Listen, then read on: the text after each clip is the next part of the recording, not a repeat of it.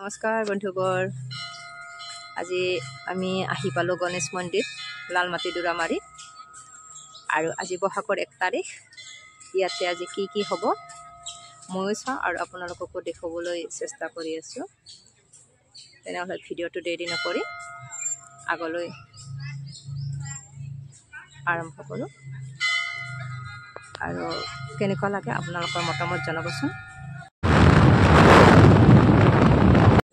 আলহী গণেশ মন্দিৰ আৰু মন্দিৰৰ পৰা অলপ প্ৰসাদ লৈ দোকানৰ পৰা মন্দিৰত সোমামহি।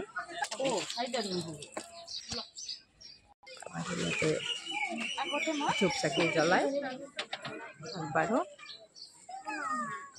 ধুনীয়াকৈ চাকি জ্বলোৱা হয়। এইটো গণেশ, শিৱ।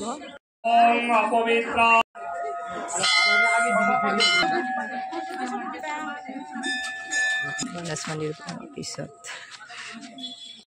গণেশৰ পিছতে শিৱক পূজা কৰা হয়।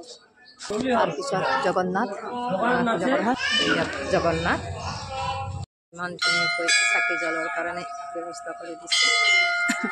আৰু আজিৰ দিনটোত ইয়াতে বহুত মানুহ হয়। ইয়াতে ধুনীয়াকৈ লাইন পাতি প্ৰসাদ দিয়াৰ সেৱা জনায়। তাৰপিছত এইপিনে প্ৰসাদ বিতৰণৰ কাৰণে উলিয়াই দিয়ে এখন এখন থাল। এইপিনেও ধুনীয়াকৈ লাইন পাতি দিছে। ইয়াতে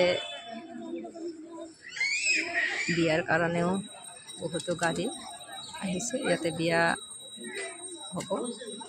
ইয়াতে বিয়াৰ কাৰণে বহুত সা সুবিধা আছে। সেইকাৰণে ইয়াতে বহুত দূৰৰ পৰাও আহি ইয়াতে বিয়া হয়।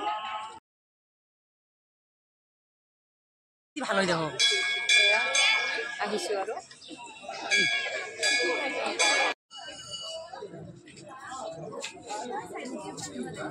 এনেকৈ পূজা দিয়াৰ পিছত কমিটিৰ পৰা প্ৰসাদ বিতৰণ কৰে। আৰু ইয়াতে ধুনীয়াকৈ মান পৰিপাটিকৈ দি আছে।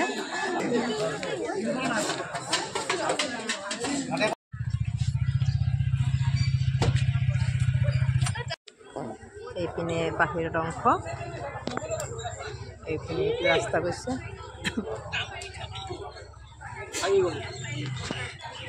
এইখিনিয়ে মন্দিৰৰ দেখুৱাব লগা আছিলে। এইখিনি আছিল ভিডিঅ'টো।